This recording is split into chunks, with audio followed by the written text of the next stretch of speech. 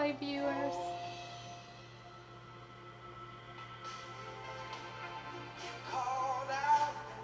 Hello, hello, hello. I hope everyone had a good Tuesday.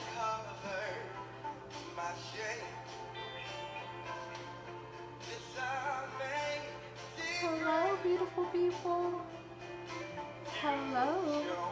So today on Periscope, hello, Tanya Shalom, my darling. So today we are going to be talking about chapters 4, 5, and 6. Hello, my wonderful love. Inside of the wonderful book, The Will to Move, which I left across the room somewhere. But hold on, I think I have extra copies. There we go. This wonderful book that I wrote in May of the year, or released in May of the year, published in May of this year, The Will to Move. So we'll be talking about chapters 4, 5, and 6 today. And our topic today is why? Because you are called. Tanya Shalel, thank you, my dear, for joining us on today. I appreciate you so, so much. And so, chapters 4, 5, and 6, the titles of those chapters are The Breaking, Broken into Purpose, and Why? Because You Are Called. And what I want to talk about today is breaking, and how sometimes God will break us in order to get us into position for what it is that He wants us to do in life. And so, oftentimes the breaking hurts, it takes a lot out of us.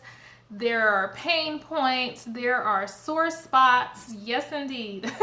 And it's a really tough period. Our wilderness season is a really tough period for us.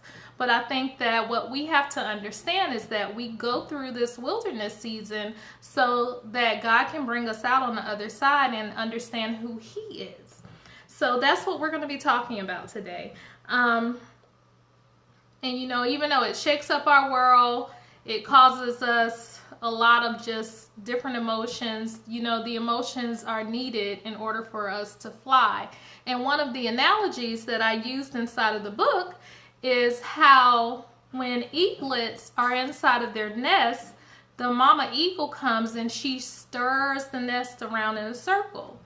And it's in order to shake up the eaglet's world. And once they get stirred around and she shakes up their world, the mama eaglet dumps them out from a high cliff somewhere so that they have no choice but to fly. And so sometimes I think that while we're going through that breaking point, that's what God is doing to us. He's stirring our nest so that we have to move into position in order to become who it is that He's called us to be. So the next chapter is Broken into Purpose and Peace. And what I wanted to talk about is how sometimes after we've been broken, after we went through the storm, there is often a peace that God will give us about what we went through and what it is that He wants to do inside of our life. So the peace is necessary, which means that the breaking is necessary for us to get to the peace. So, I've been through a lot personally in life, and I just thank God for all the things that I've been through, because they've taught me, each single thing that I went through has taught me a different lesson, put me into a different place, a different mindset, a different way of thinking about how life should operate and the way that things should work. So the last chapter is Why? Because You Are Called. And in that chapter, what I'm talking about is how there are so many things that you don't realize that God is taking us through in order to show us that we are the miracle that someone may be waiting for. And if you're the miracle that someone is waiting for, that means you can be used daily, and you can be used as often as God would have you to be used in order to move and manifest inside the areas that He will have you manifest in. And I just wanted to mention a couple of things, like the promise that you're waiting on a lot of times is on the other side of fear. It's on the other side of you taking the necessary steps that God has aligned for you in life. And the promise is waiting for your steps. And once you begin to take the steps, I believe that God will meet you there, right at the place of the steps that you take to get to your next level. And I kind of took some notes. So I took down, you will be better than you imagine once you start taking the steps. You are called, you are chosen. You are chosen for such a time as this. That's in the book of Esther in the Bible. You are created for so much more than you even realize. And your dreams will become a reality as long as you begin to take the steps that God has preordained for your life.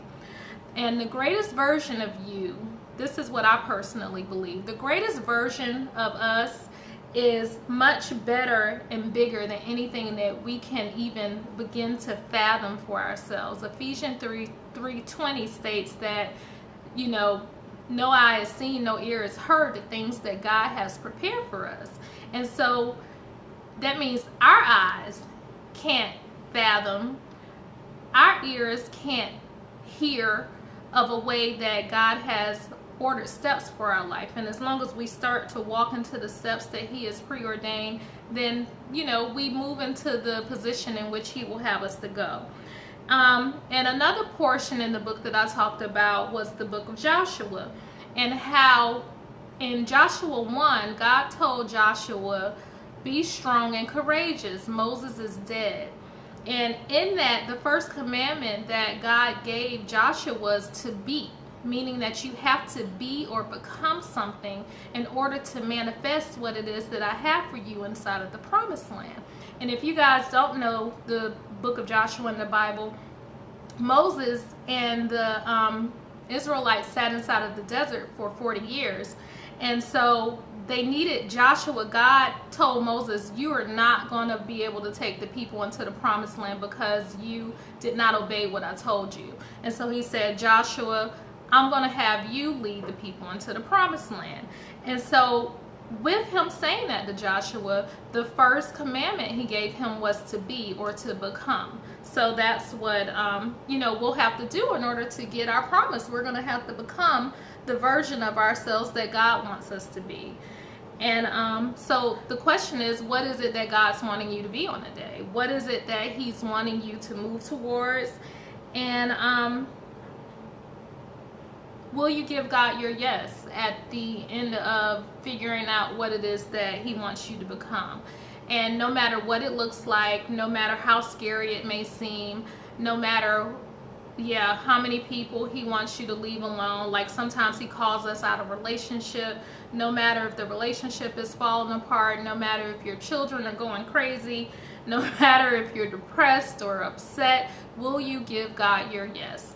And so, I just kind of wanted to leave us with that on today, and just let you know that your yes is bigger than you. Your yes is for someone else, and your yes is in order to get other people to the destiny that God has preordained for their life. And just keep in mind that you are someone's miracle. And even though moving inside of purpose causes us growing pains, and it causes us to realize, the sense of purpose that we have inside of ourselves, we have to continue to walk and move into the direction that God is calling us. And the real you, at the end of this season, the end of your purpose journey, you will be glad that you moved and walked into the things that God has preordained for your life. So that's pretty much it for today. I just wanted to jump on real quick and kind of talk with you guys about those 3 chapters and kind of go over, what it is that I felt those 3 chapters were signifying. So, I'll leave you guys with this thought for this week, and hopefully we'll see you guys on next week. The real you will work even, can't even understand my own writing, even apart from the things that are your norm. And so even in listening to this scope today, sometimes I believe that God places us in certain places so that we will hear and live and listen to the things that He's calling us to do. So keep in mind, that your yes is necessary, and that your yes is waiting for you to walk in the authority that God has given you. So I thank you guys for coming out today. I thank you so much. Bless you all, and you have a wonderful evening. Okay, bye sis. Love you.